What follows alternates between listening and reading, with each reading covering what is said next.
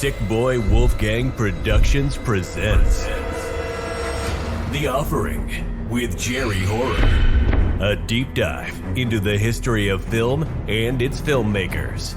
Mostly horror, always genre. You've seen these guys at all the horror shows and Comic Cons. Now you can get your very own inked up merch, the finest in embroidered horror and sci-fi themed merchandise.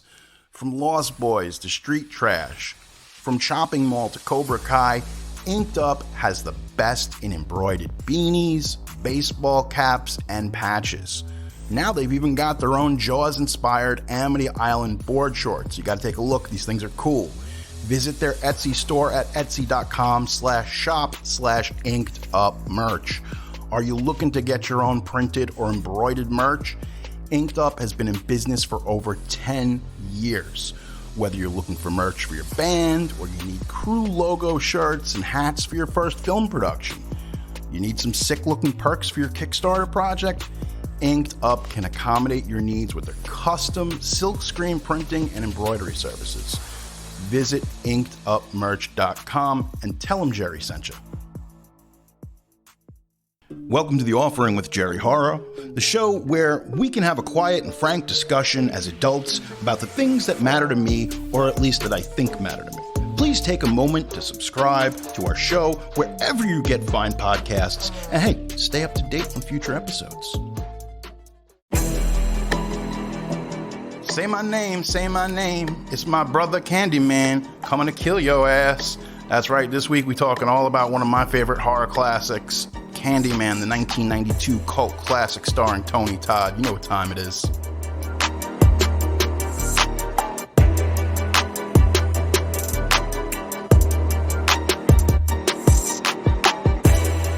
Ladies and gentlemen, welcome to The Offering. My name is Jerry Horror. So happy to have you here. It's your time. It's our time. Hey, how you doing? It's good to see you. Let's do a little I was going to say ASMR, but let's not do that. It's kind of creepy. Hey, how's everybody doing tonight? I hope you're... So, I got our first review for the show. It's pretty dope. Pretty excited. It's 5 stars. And that's what I expect. I expect them 5-star reviews because I expect nothing less, because I know I got the best listeners in the world. I don't even... I'm not at the point where I have fans.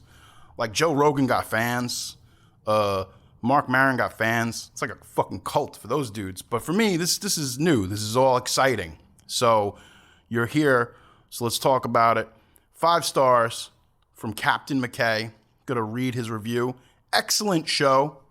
Exclamation point. He's putting it right out there. He knows it's dope. He know it dope. I've listened to every episode so far.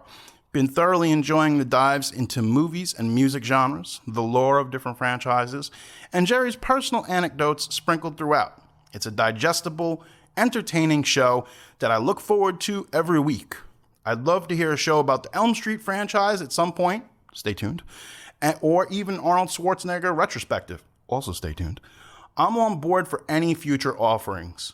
Man, Captain McKay, thank you so much. That is so kind. This is so monumental right now. It's so big because people all the time, it's so easy to say negative things. We live in a world where people are moths to the flame about negativity. But when you get something like this, and it's just like, it's so genuine and heartfelt that somebody actually took the time out of their day to write a review. This is why I implore you, write a review for the show. This is from iTunes. Go on iTunes, go write a review. I don't know. We're on Spotify. We're on everything. Seriously. You could listen to this podcast in the back of a Yoo-Hoo bottle. It's everywhere. It's literally everywhere. I don't know how you do reviews on Spotify. Get at me on Twitter. Be like, Jerry, this is how we do reviews on Spotify. I don't know. You know, there's a lot of competition out there. It's getting mad thick. You know what I'm saying? People signing crazy deals. Like my man, DJ Academics just signed a crazy deal with Spotify. You know? Put out a pilot with Tekashi 6ix9ine and Whack 100, and hey, it is what it is. But that basically sold the show to Spotify. They put it out as a pilot, and they were like, "Hey, we're definitely gonna fuck with this," and they picked them up. So, if you have any controversial rappers or gang members that you know that want to be on the show, please, hit me up on social media or at the bodega, which I will be there. Be there with DeSusan Mero at the bodega. Those guys really fell into a pile of money. God damn. They basically took everything that they grew up with and they turned it into the marketing premise for their entire show. And I think that's kind of cool. So it's about that time where it's almost the end of the summer. Oh boy. Sad times, especially if you're one of them kids that got to go back to school. Well, fuck you. Because that's one good thing about being an adult. You don't have to go back to school. And I'm very thankful for that. I'm like super thankful because school is, look, man, learning is a beautiful thing, but school can be pretty terrible. Seriously, growing up is not easy. Generally, I've always looked forward to a lot of the movies in August. You get a lot of weird movies that are just kind of like, shit, I didn't see that coming. Like Blade, one of my favorite movies, came out in August. Guardians of the Galaxy, another one of my favorite movies, came out in August. Scott Pilgrim vs. the World, another one of my favorite movies, came out in August. So I think you get those curveball movies that they don't expect to perform. We got some interesting stuff, like we just got The Suicide Squad. It's dope. You should watch it. I loved it. James Gunn, he's an all-star. We love him. God bless. We're also getting Free Guy with Ryan Reynolds that I'm hearing is pretty good, and I'm kind of excited. Kind of want to check that out. But you know there's only one big horror movie coming out in August, and it is the Nia DaCosta version of Candyman, dropping August 27th in theaters everywhere. I'm very excited for this movie. I'm a fan of her work. I dig all the actors that are in the movie. Looks pretty interesting.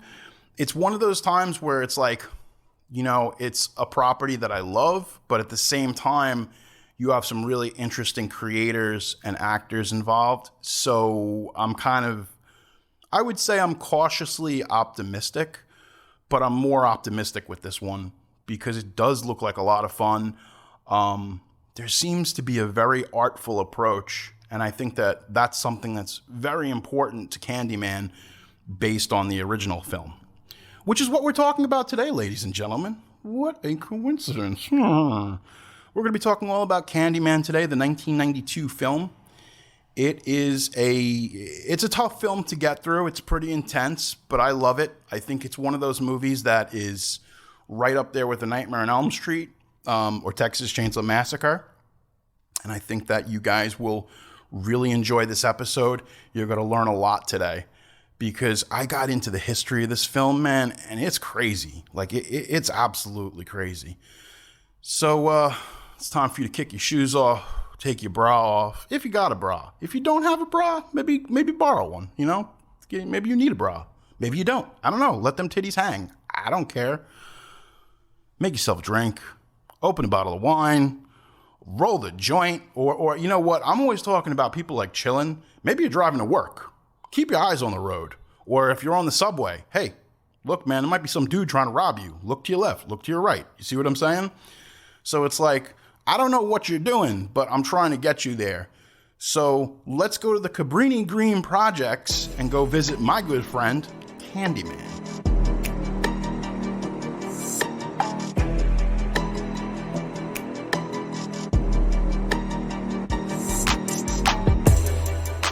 It's incredible to think that we went through the entire decade of the 80s where we saw the rise to prominence of horror icons such as Freddy Krueger and some of our good pals like Jason Voorhees.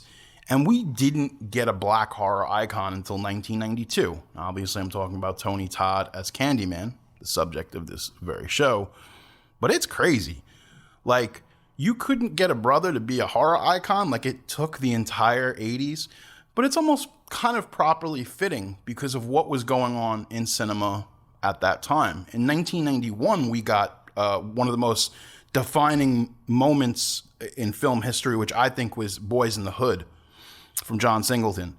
And I think that was a real shift in the marketplace and also showing that people were going to show up and they wanted to see movies about black people with black people in them. And that's kind of exciting, to me at least. And, you know, growing up at this time was very formative for me. You know, I'm watching a lot of movies. You're starting to make those decisions, you know, being in junior high, going into high school, and what movies you're going to watch. What are cool movies to see with your friends? You know, you're becoming a little consumer. You're making decisions with your money. You're saying, hey, I'm going to spend my money on this. I'm going to spend my money on that. And I got to tell you, I saw Candyman in 1992, and it freaked me out. Like, it legitimately was one of those movies that every time I turned off a light in the room or somewhere, I looked down the hallway, and I was like, God damn, I hope Candyman isn't here. Like, I was like legitimately scared. And I can't say that about a lot of movies. I think because Candyman falls into this very bizarre headspace of urban legends. And there's something more tangible and something more real and unknown and forbidden about urban legends. Because you hear about them from friends. You know, you hear about them from cousins, from older brothers and sisters, and they tell you, they're like, hey, did you hear that story? And Candyman very much fits into that zeitgeist of urban legends. Have you ever heard of Candyman? If you look in the mirror, you say his name 5 times. In cities everywhere, Candyman? they whisper his name. Right. Candyman. It's just a story. Candyman? Candyman. Just a ghost story. Candyman. An entire community starts attributing the daily horrors of their lives to a mythical figure. The legend first appeared in 1890. He was attacked, mutilated, and burned to death. Poor Candyman. Helen, a woman died in there. Leave it. Everyone knows he isn't real. That's modern oral folklore. Everyone. Except Helen Lyle. Bring it up. It ain't safe around here. I don't scare too easy. Wanna know about Ruthie Jean? They ain't never gonna catch him. Who? Candyman. Who is that? I came for you. Do I know you? Now she is about to discover Helen? Get out! Get out! what's behind the mystery. I'm sick. What's behind the legend. Listen, he's under the bed! And most terrifying of all, Come with me. what's behind the mirror. He's here.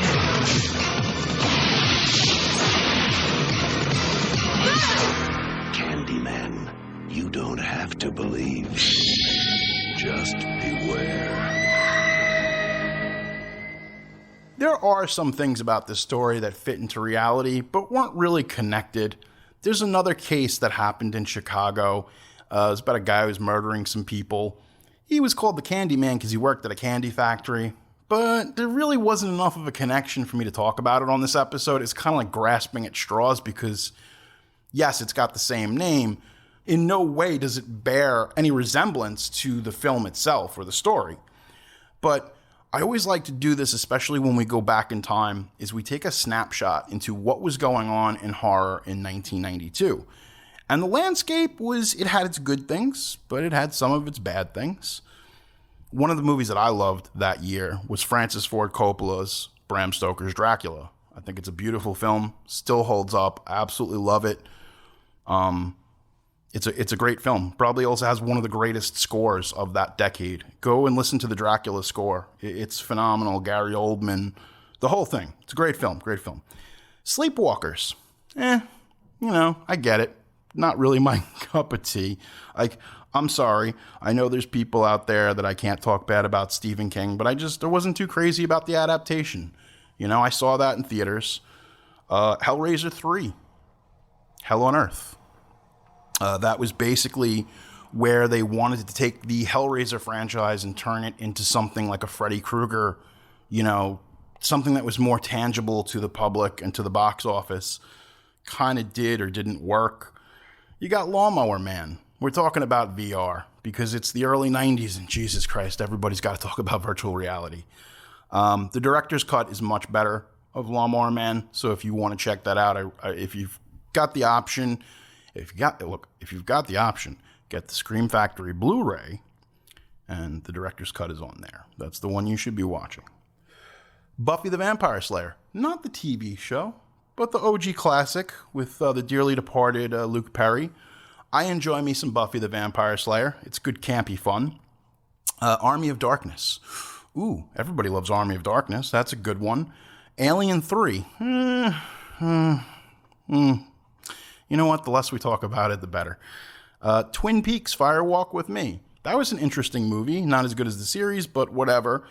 Dr. Giggles. Another attempt to create a new slasher villain by Universal Pictures that kind of didn't work. I still dug it. I enjoyed it. I had the poster on my wall. I was a horror nerd growing up in the 90s, so of course I did. Pet Sematary 2.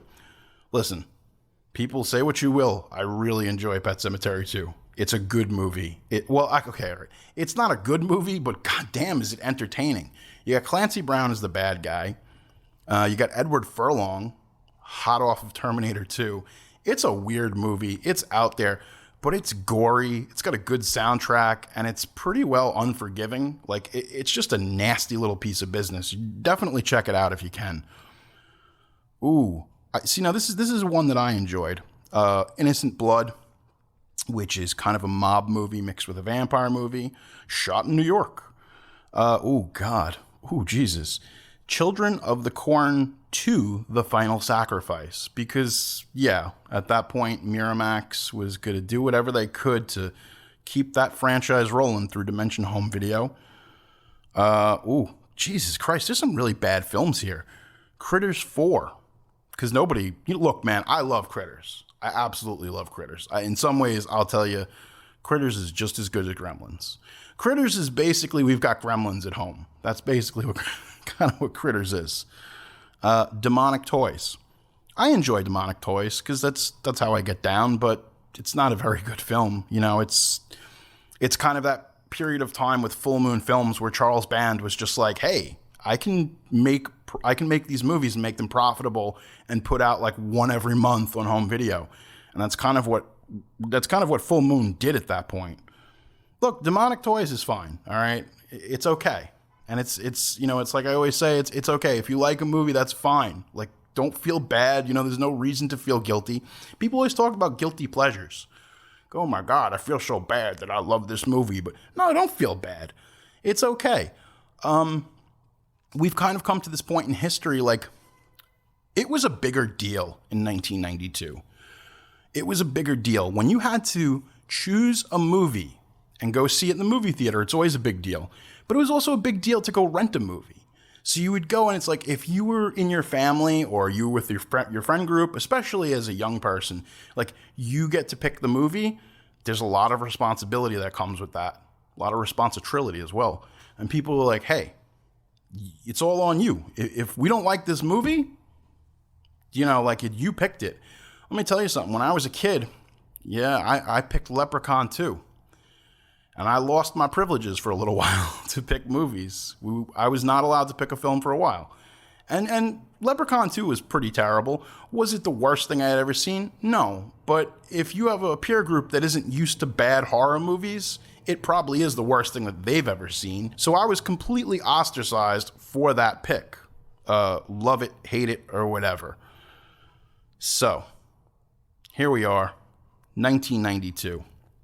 And this is kind of a really weird story of where this film came from. Because you would think, like, hey, wait a second, it's a movie that takes place in the black community, in the projects in Chicago. This was something that was probably birthed by black folk. Wrong. It's not. It came from a very white, very gay British author named Clive Barker. And Clive Barker had so much success with the Hellraiser film and whatnot. He kind of lost control of those films. And it was the same thing with Nightbreed. He made that movie and the studio took it. They cut it to shreds.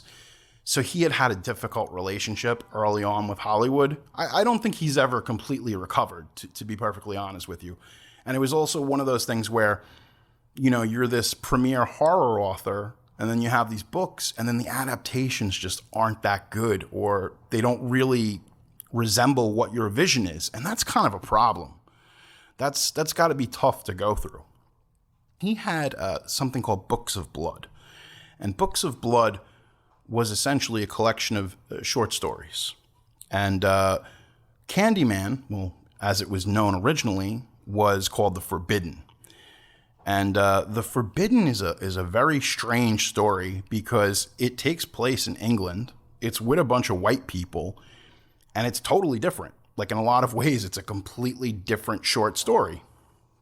Believe it or not, it was set in Liverpool, the book The Forbidden, the short story. And most notably, for fans who grew up like me, who grew up reading Clive Barker, it's the short story where a child gets their pee-pee cut off. Yeah, it's pretty messed up. It's definitely sticks with you. So it's 1990. They're over in England. Clive Barker, they're making Nightbreed, and he runs into Bernard Rose, who's a the director-writer of Candyman. And Rose says to Clive Barker, he's like, man, he's like, The Forbidden is like my favorite story in that book. He's like, did you ever think about adapting it? And Clive Barker was like going through the madness that was Nightbreed. And he says, no, because it's a tough one to adapt into a screenplay. Like, I don't know where I would start to make it a full-length picture. So Bernard Rose basically says, listen, can I have your blessing to pick it up and try and sell it as a film, as a feature? So he goes and goes to TriStar Pictures, and they're like, yeah, that's great. They're like, do you have a screenwriter on the project? He's like, no, we don't. So at this point, Bernard Rose was pretty well dead broke. He was not doing very well. He basically had just missed his car payment and was about 2 months behind on rent. So he told TriStar, you know what? I'll write the screenplay, because what they were going to do was they were going to give whoever wrote the screenplay an upfront cash advance. And he was like, okay, well, I'm in a situation where I need money. The only caveat being here was that Rose had never written a screenplay. So he was going to learn very quickly how to do it in order to pay his bills. He wrote it in less than a month. And basically, for better or worse, the studio loved it. They said, hey, this is a really good screenplay. We're down. TriStar is all in. Shows the screenplay to Clive Barker. He says, this works, man. This is really good. This is a different kind of movie. It's different from the short story, The Forbidden. This has got its own flavor, its own unique take. And part of that unique take was, this movie is about black folk. And it's all about these people that are living within the Cabrini-Green projects in Chicago, which is a far, far distant call from a bunch of white folks and crazy stuff that was going on in Liverpool. The movie turns into much more, and the screenplay starts to take on a life of its own. And this is the first part where it gets crazy, and this is the first real big fun fact. So TriStar was like, okay, we're going to do this. We only have one caveat. We want the lead female role to be played by Sandra Bullock. And Sandra Bullock was like, her career was still trying to take off, and she was interested in doing horror film. And the producers were like, hey, at that point she had just done Speed, and they're like, this is going to be a good look for her, something she wants to do. It's going to be a project that's built around her. Ultimately, she goes to do Demolition Man. That doesn't work out. I mean, hey, look, I love Demolition Man, but the producers were pretty much, hey, look, we need a name attached. Bernard Rose had nobody else in mind but Virginia Madsen, and he basically fought tooth and nail. He's like, look, I have to get her on this picture. No matter whatever I do, she's the person that I want to play this role. So they eventually conceded. I think ultimately what happened too was that Sandra Bullock would have been too expensive ultimately, and I think that there were parts of the movie that TriStar was still not quite comfortable with, and they probably would have had to make some significant changes to get Bullock on board. So to be perfectly honest with you, this is one of those situations where, you say to yourself, would it have been a better movie? No, probably not. They most likely would have neutered it in order to fit whatever Bullock's people were trying to sell at that time. this is the craziest part, though. In the original screenplay, the only way that you could contact Candyman was to say his name 13 times. Now, that's fucking ridiculous, and it wouldn't work. But they didn't know it wouldn't work, because if you just read it, if you read it on the page, you're like, oh, you say his name 13 times. Okay, I get it. But once they did the first table read of the screenplay, Virginia Madsen, who had gotten cast at that point, she's sitting there and she's like, Candyman, Candyman, Candyman, Candyman, Candyman. You know, she goes on 13 times, and it's like, oh, this is not good. So they basically came to the conclusion, like, what about 3 times? So like, oh, it's kind of like Beetlejuice. You can't do that. So like 5 times, like, okay. So I feel like if one decision was made early on, that probably would have sunk the film. If you had to say Candyman 13 times into a mirror, that's just ridiculous. You know, I mean, I get it, because a lot of that part of it came from the Bloody Mary legend that we've all heard, where you say Bloody Mary in the mirror and you turn the lights on and off. Basically, you just scare yourself silly. That's its own little urban legend unto itself. One thing that Bernard Rose was going to fight for was, he's like, we got to shoot this movie on location. Got to shoot it in Chicago. We got to shoot it in the Cabrini-Green's projects. Now, Cabrini-Green is one of the most dangerous places in the United States. Even, you know, it's changed now. Things have, you know, obviously. But in the 60s, 70s, and 80s, if you went in there and you didn't know people or didn't know what was going on, you were pretty much going to get robbed or murdered. I can't even tell you, like, for me to describe to you how dangerous the Cabrini-Green projects are, I can't do it any justice. You need to go and look it up. It was ultimately all torn down by 1999. It doesn't stand anymore. But it literally, and this is someone who grew up in New York, and we have like the Queensbridge projects. We have our own infamous projects here. But Cabrini-Green, whew, it was like a little empire, you know? And it came to a point where the police didn't even go there anymore. People would call the cops all the time for crimes, and they just wouldn't show up. So the studio says, fine, okay, you can go, you can shoot on location. Now, wouldn't you know, they start scouting. And as soon as they start scouting, they're being scouted. Now, approximately at that time, Cabrini-Green was locked down by 5 different major gangs. And in order for them to shoot in the projects, they basically had to pay off the gangs, make arrangements with them. And it's crazy because so many of the extras in this film that you see in Candyman, a lot of them are gang members. They're people that they were able to just pay off and put in the movie and give them a paycheck. So it was a weird thing that this movie kind of caused a peace treaty between all the gangs because they were profiting from this film. And they never had any incident. Nothing ever got stolen. Nobody ever got beat up. Nothing ever happened because they were the gangs were making money from this, and they were under the protection of these gangs, which is pretty incredible if you think about it. Ultimately, Virginia Madsen plays our lead character, Helen. And some people have looked at this movie, and I'm not going to give you a blow-by-blow like, this is what happens in Candyman, because that's not very exciting. That's boring. Go watch the movie. It's a great movie. If you haven't seen it, listen, this is a classic. In my opinion, this is a classic. And if I had to retread the entire story of Candyman, that's not very exciting. I'm giving you my thoughts, the liner notes. But if you haven't seen Candyman, you need to pause this, put it away, go watch the movie, and then come back. You will thank me later. It's a good movie. We'll be right back with more of The Offering with Jerry Horror.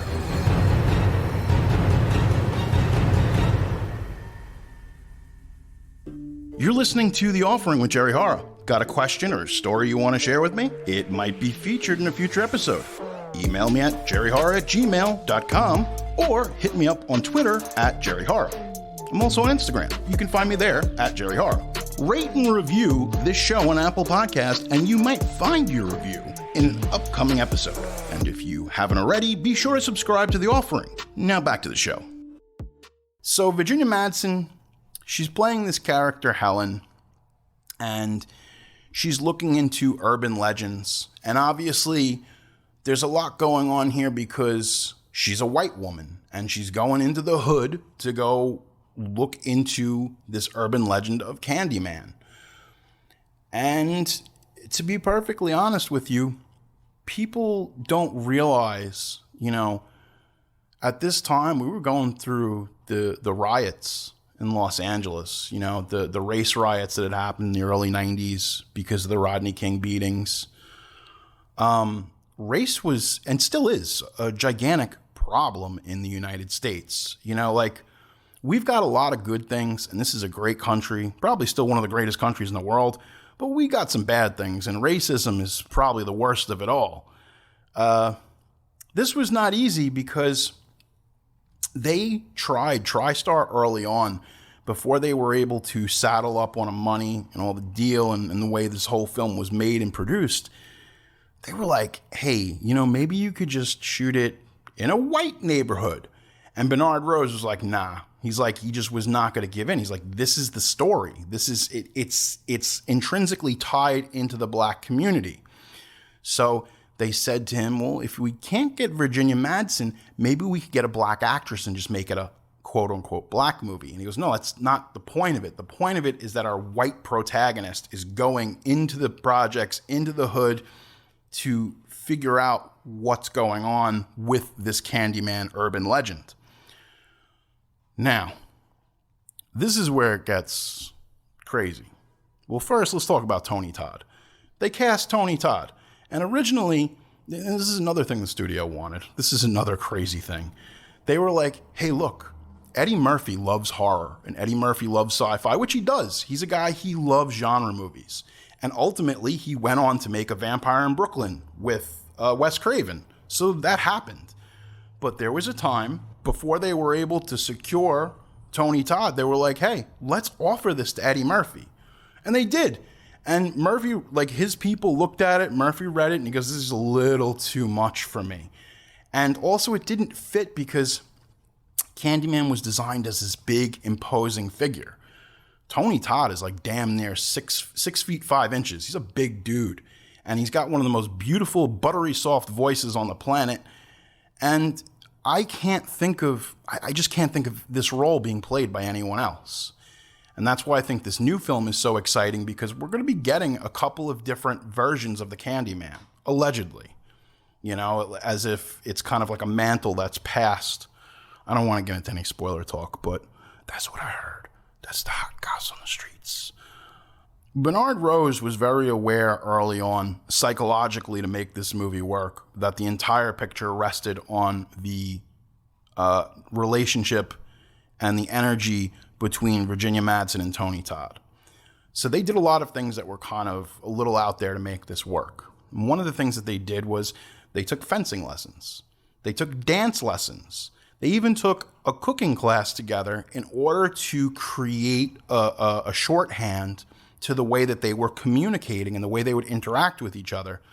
So from what I gather, this was kind of one of the best parts of making Candyman, was that these two got to do all these fun things in order for them to build a real relationship and build real charisma and real heat. Even though the nature of their relationship is kind of weird, because obviously Candyman is like some kind of spectral boogeyman, there is sexual tension all over this movie, okay? And any way you slice it, even though I know that he's like this supernatural specter and he's the bad guy, there is palpable sexual tension in this film. And that was great, and that totally works. It didn't work for TriStar, though. TriStar saw that shit, and then you have to understand, it's 1992. We're only 25 years removed from interracial marriage in the United States. It's not like, it's still a new thing. So TriStar comes in, and they're like, okay, like, we kind of see there's some tension, and they do kiss at some point, right? They're like, but we don't want any of that in the marketing materials. Don't put that in the trailer. Don't put it on the poster. Anything that seems romantic between this white woman and this black man, please do not market that. And if you can, tone it down. So, of course, you tell Bernard Rose that. He's a pompous English fuck, and he's going to say, oh, yeah, sure. I mean, you tell any artist that. You say, hey, don't do that. They're going to do it, you know? Tell Michael Jackson not to grab his crotch, you know? Tell Prince not to slap women's asses on stage. He's going to do it more, because if you tell someone don't do it, they're going to want to do it more than anything. So once Bernard Rose became aware that this sexual tension was upsetting TriStar, he injected as much of it as he could into the film, because he's like, okay, well, obviously I'm making someone uncomfortable. And he's like, this is what horror should do. And that's the great thing about the genre, is that you can kind of push buttons. So many things like Night of the Living Dead, especially George Romero's work. We always talk about like Dawn of the Dead.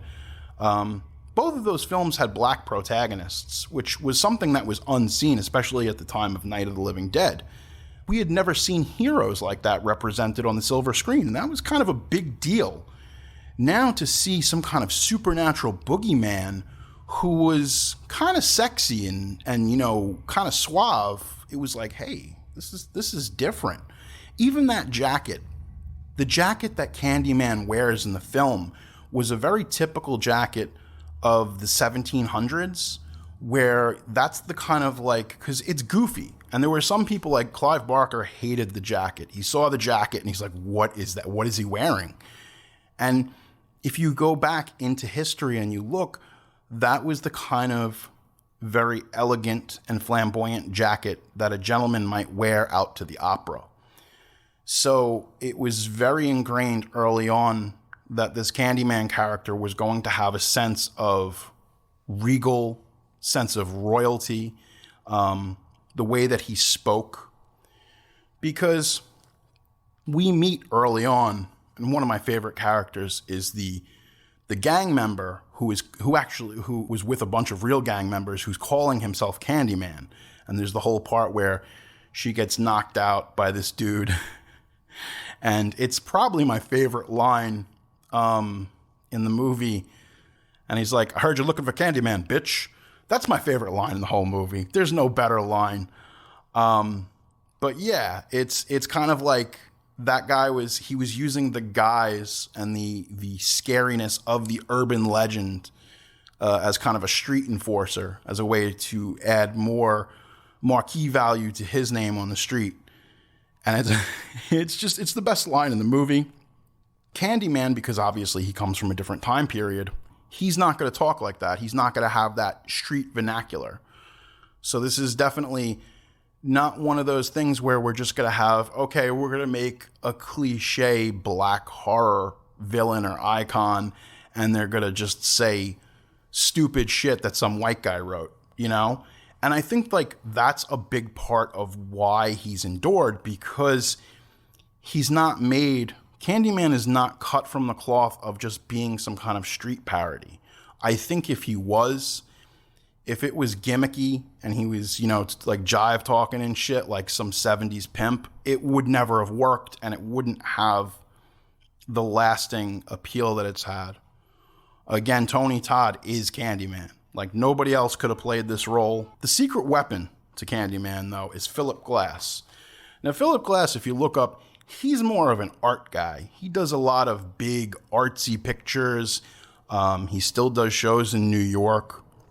They scored this movie, and I got to tell you, Candyman has probably one of the best musical scores of any horror movie. I will put Candyman's score up against anything. Psycho, doesn't matter. Go down the line. Find anything you want, and Candyman can hang because it's original. It's got its own flavor. And you brought a guy who came from art house cinema over to a horror film.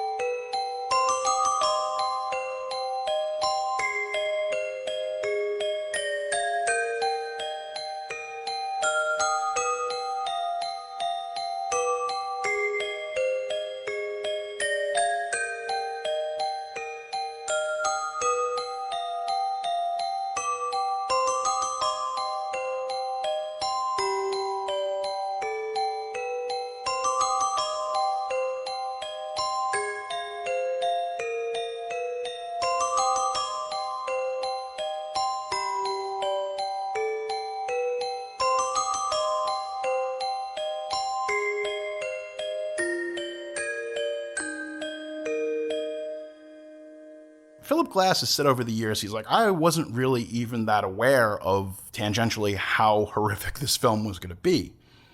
They did something very interesting. Once, early on, before they even started shooting, Bernard Rose laid it out for Philip Glass. He's like, okay, so this is what happens. He's like, I want you to start working on some cues.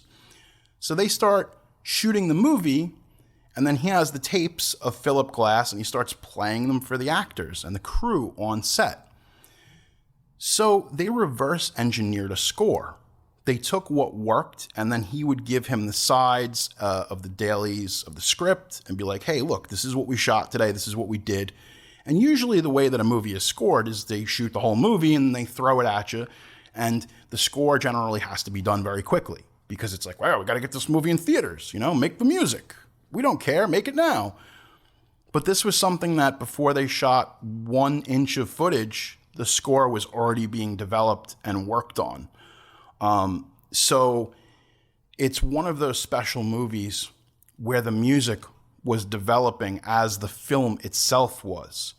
So it's very intrinsically a part of it. Every scene, every movement, every note is there purposefully. And it's beautiful. Honestly, if you can pick this up, if you're a vinyl collector, this is one of them that I'd say sight unseen, you're a horror person, just buy it. Don't even, because you'll thank me later that you have this soundtrack. It's weird. It's scary. It's creepy.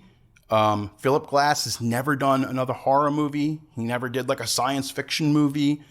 So it was even one of those things where it was Philip Glass was kind of what are we doing here? What?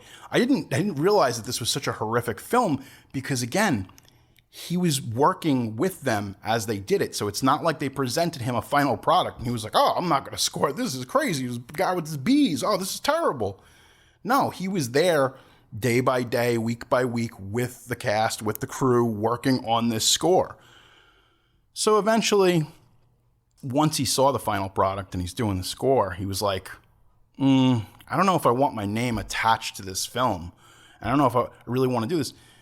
And then his agent said, hey, look, this is going to be a good movie. You made a great score. So reluctantly, Glass says, okay, he goes along with it. And then he sees the movie in theaters at the premiere, and he's like, oh my God, this is absolutely horrific. This movie is terrifying. What did I make here? I'm not really kind of sure of how this was all going to come together. So his agent basically told him, this is the most money you've ever made off scoring a movie. So just let sleeping dogs lie and we'll all move on with it. And to this day, Philip Glass is very happy because he's even stated in the past few years that it's the most money he's made off of anything he scored because he does do art movies. He does movies that are statements, movies that have something to say. Not that Candyman doesn't, but Candyman is a commercially driven film. It's a movie that was made to make money.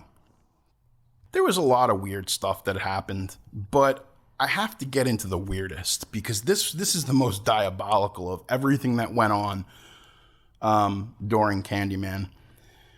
So Bernard Rose explains to Virginia Madsen that Helen is going to go through some very difficult times, and it's going to be almost dreamlike in quality. So he decided that the smartest thing to do would be to go and get her hypnotized. And the hypnotist was basically going to be able to knock her out at any given time when they were shooting. So when they're shooting this stuff with Virginia Madsen, they've got this hypnotist on set at all times. And whenever they wanted her, because there's these points in the movie where she gets hit on the head by the gang member who's pretending to be Candyman, or she kind of wakes up in Candyman's lair. So Bernard Rose's ingenious idea was, let's have her really get knocked out and come back up out of unconsciousness. So this kind of worked at first, but essentially what started happening was they were knocking her out and she was kind of losing memory, and she was starting to have panic attacks and start freaking out because they were using the hypnotism too much. And it was getting to the point where she was almost blacking out and not remembering what they had shot or the events of the day or remembering her lines. So a lot of times when you see Virginia Madsen waking up in this film, it's real. She doesn't know what's going on. And like, I guess Bernard Rose is a bit of a madman for doing that. But ultimately, I hate to say it, it kind of worked. It's like there's this part of her performance where it really feels like she's suffering. And none more is the scene where she supposedly kills the other woman and she's in the police department and they're making her take her clothes off and she starts crying because it's, you know, it's very emotional. But at that moment, that was all real. Because she was covered in blood and the way that they had to do everything and the hypnotism and all that other stuff, she was completely, she didn't know what was going on. She was like bewildered. So all these different things convening all at once, she literally had a nervous breakdown on the set of Candyman. And if you watch that scene where she's with the police officer, who she got one of her friends to play the police officer because it was like the only way she was going to get through the scene. But when she's taking her clothes off and everything, and she's covered in blood, she really is having a nervous breakdown. After they shot that, they had to shut down for like almost a week, which, you know, is time is money on a movie set. But they couldn't shoot anything with her for about another week because she paid the price for being hypnotized every day, being in all kinds of different prosthetic makeup. Oh, I didn't get to this. Now this is, if you thought the hypnotism was crazy that went on in this movie, Virginia Madsen was allergic to bees. Yes, in a movie that we're going to use thousands upon thousands of real live honeybees. Okay, brace yourself in for this. And plus, if this is a trigger warning, if you don't like bees. So what they had to do was they had to get bees that didn't have stingers. And the only way that you can do that is by getting baby bees. They have to be like infants so that like they're not matured enough that their stingers will work. It's something that they have to go through like puberty in order for that to happen. So they would use these infant bees on her that didn't have stingers or reproductive organs yet. And it was crazy. Like they had to take out like this crazy insurance policy and they had to keep somebody on set that was not just like an EpiPen, but they had to have somebody on set, like a nurse practitioner that would be able to revive her because she was so deathly allergic to bees. And they had to take out a special policy on the film itself just to get it made and insured, because that's a big part of it. People don't realize when you're doing a movie and it's for a studio, legality is always a problem. You know, we think a lot of films like horror movies are down and dirty, like, ooh, they really did it. Yeah, when it's low budget, you know, there's things you can do when you're Wes Craven and it's The Hills Have Eyes and you're shooting it and it's a non-union film and you can get away with it. But this was kind of a studio film and you need to have insurance and you need to have liability and you don't want to kill your lead actress. So they had to be like become hyper aware of what they were doing and how much they would use the bees. Now, Tony Todd was fine with the bees. He was like, okay. He's like, yeah, he had a little fear of it. And they said, okay, look, we're going to use this prop torso, which is kind of the rotting carcass that's underneath Candyman. And we're going to have the bees primarily on that thing, and you're just going to put your head through, and that's how we're going to pull that gimmick off, that little illusion. How do you feel about putting bees in your mouth? And he's like, well, I really don't feel like I should put some bees in my mouth. So basically, one of the producers then said, for every sting that you get, because now Tony Todd, the young bees were fine for Virginia Madsen, but they had to use adult bees that would really move around and do what they were supposed to do. So they said, look, every time you get stung in your mouth, we'll give you $1,000. Now, supposedly he made like $50,000 off of this. But Tony Todd, thank God the man's still alive, but he wasn't allergic to bees. And he got stung probably over a couple of hundred times during the course of Candyman. So if you ever think that you have put a lot of work into whatever it is that you're doing as an artist, nobody suffered more for their art than Tony Todd to make fucking Candyman. Like I said, Virginia Madsen was deathly allergic to these things, and Tony Todd was more than willing to basically get stung probably over 50, 60 times just so that they could complete this film. Ultimately, it kind of works out. So we've got bees, we've got people getting hypnotized, and we've got a studio that gets to see the first cut of Candyman. And guess what? They are not happy. And it comes down to the point that they feel that this movie is too intense, it's too dark, and Bernard Rose is fighting. He is absolutely fighting for his life. He's fighting for the future of this movie because the studio was so flipped out at their first, like they have a screening that's just for the executives. And they were so like they didn't know what they were going to do. They're like, should we just sell this to HBO? Do we just put it on home? Like they were going to shelve this movie. They really did not know what to do with it. So luckily, cooler heads prevail, and they show the movie to an audience, and people loved it. I think in the history of TriStar, there were very few movies that got like over a 90 rating score, which was like meaning they absolutely adored it. I think Twins was the only other movie that they had, the Arnold Schwarzenegger, Danny DeVito film, that got like such high marks and reviews.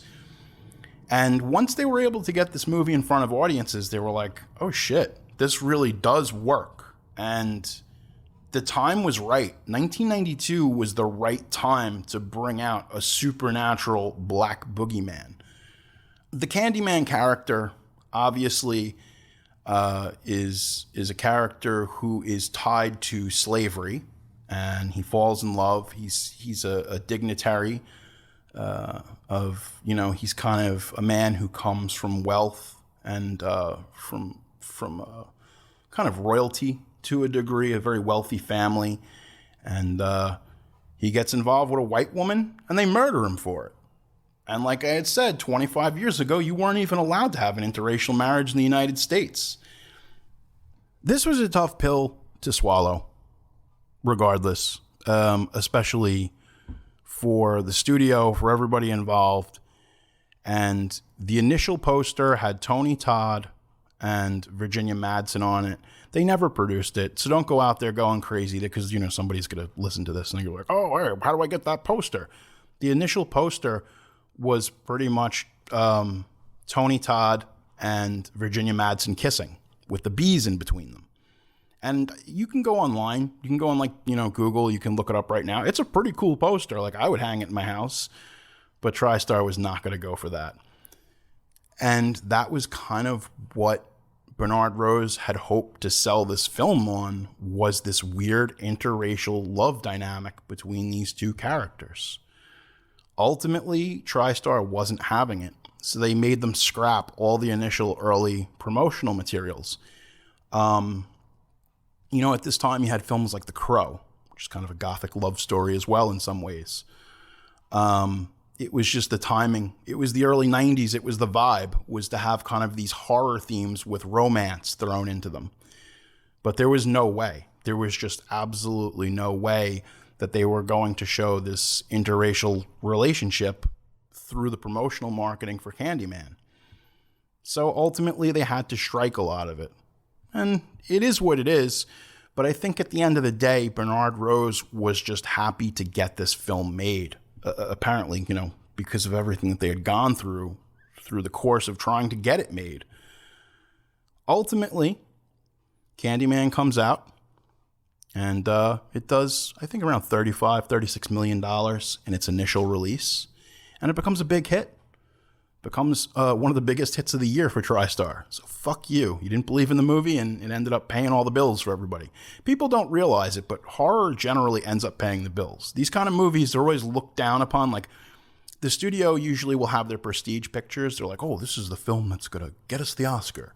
But the films that pay the bills are the horror movies. They're the science fiction movies. They're the martial arts movies. They're the movies that the critics thumb their nose down.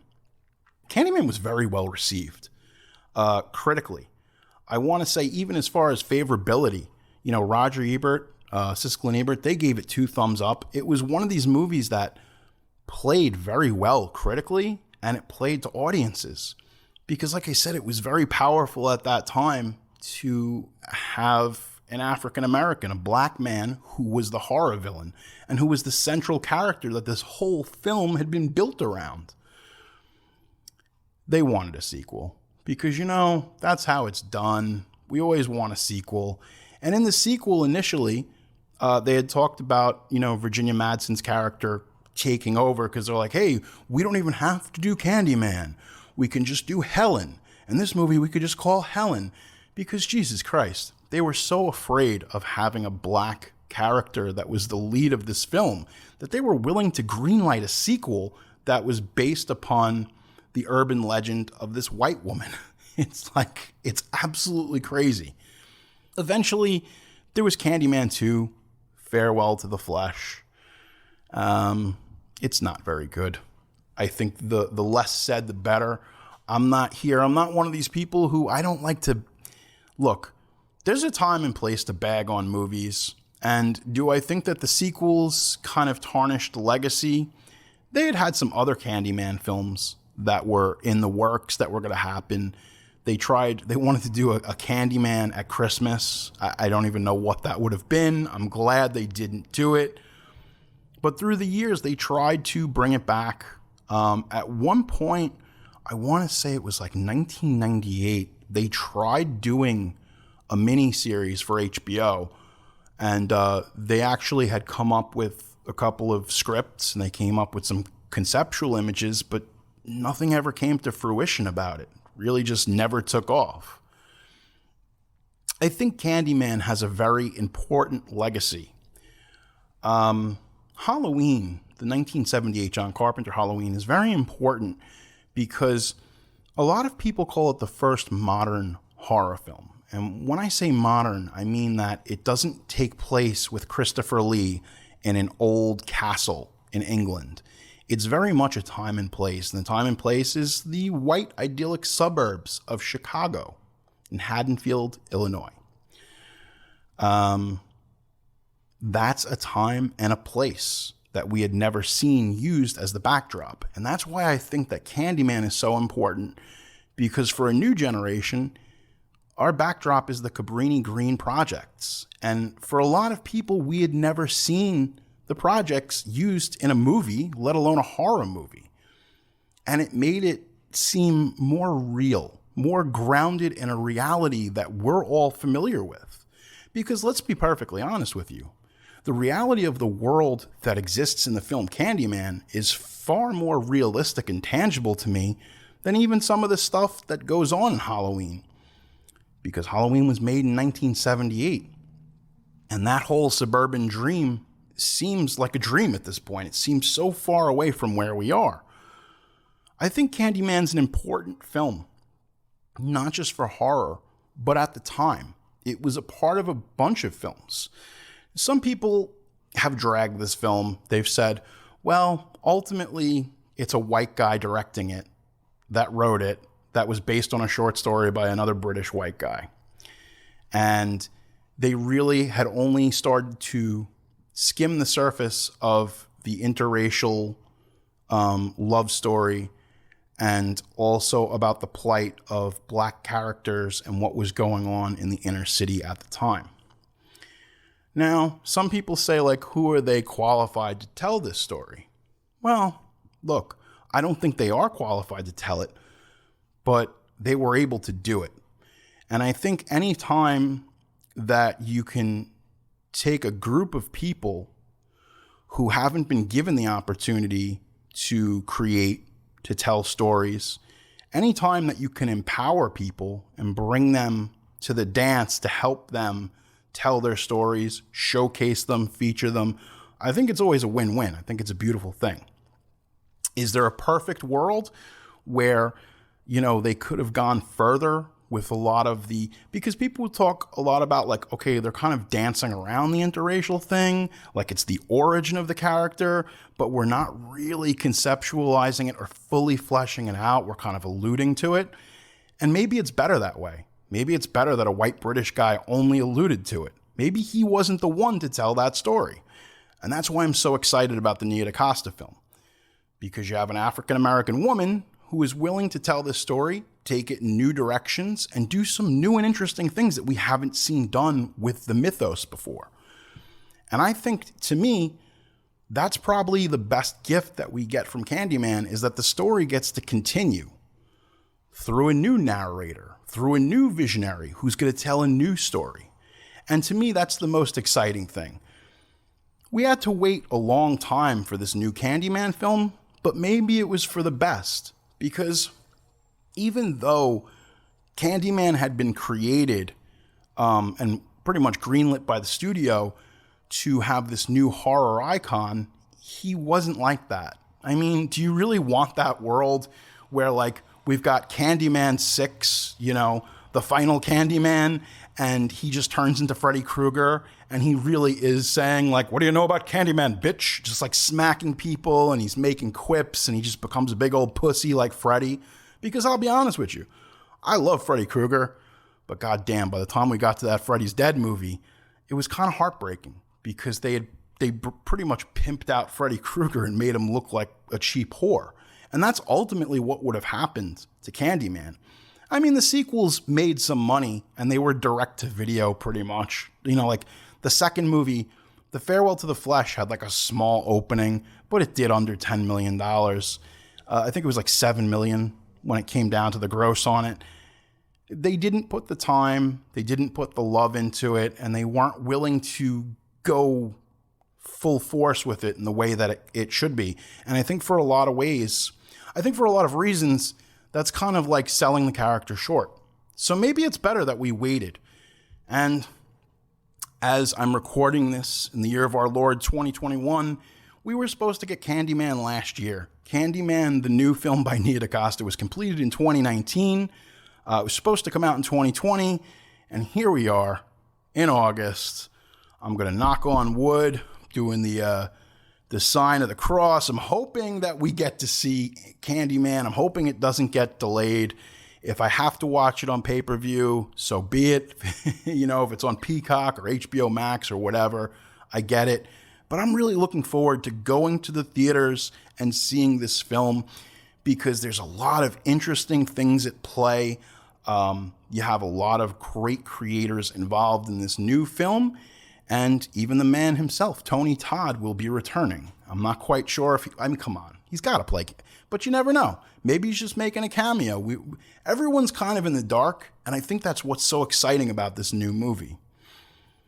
That's pretty much The Offering. You know, I could go on all day talking about how great the Offering is. I could pretty much go on all day about the Candyman. I had the Candyman figure. Back in the day, Todd McFarlane had the horror series that he did, and it was a pain in the ass to find Candyman. And once I finally found that action figure, I was so fucking happy. I was like, yeah, because look, you got Freddy model kits, you got Freddy bed sheets, but you didn't get Candyman stuff. It was more rare. And I'm not saying they should exploit this, but maybe they could. Maybe it's time for Candyman bed sheets and you know. And the other thing, too, is, like, people are hip enough now. Can we do a honey crossover?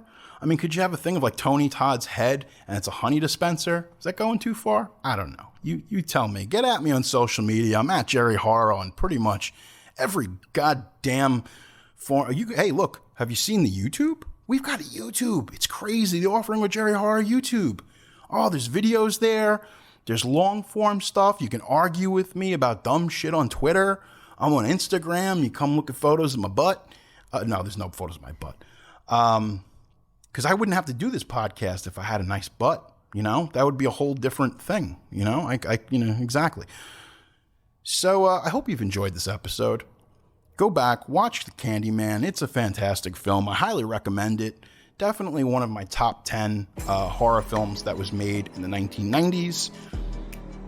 This has been The Offering. I'm Jerry Horror. We're mostly horror, always genre, and I'll see you next time. You've been listening to The Offering with Jerry Horror. I'm very sorry. Produced by Pete Bune. If you have a question or a story you want to share with me, we'd love to hear from you. You can email me at jerryhorror@gmail.com or hit us up at Twitter @jerryhorror or on Instagram @jerryhorror. You getting the picture? Subscribe to Apple Podcasts, Spotify, or wherever fine podcasts are provided for you and your family. I want you to enjoy. Just join us next time for another offering.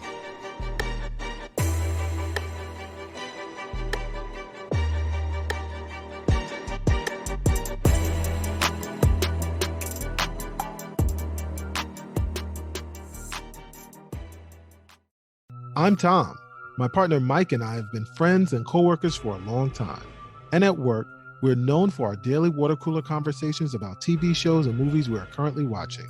Whether we're arguing over which Marvel TV show is the best or agreeing about which Netflix original movie is the worst, the pop culture conversation is always popping on Two Brothers at a Water Cooler. You can listen to Two Brothers at a Water Cooler on Apple Podcasts, Spotify, or wherever podcasts are available.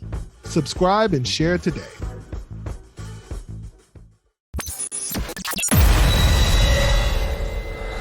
This has been a Sick Boy Wolfgang production.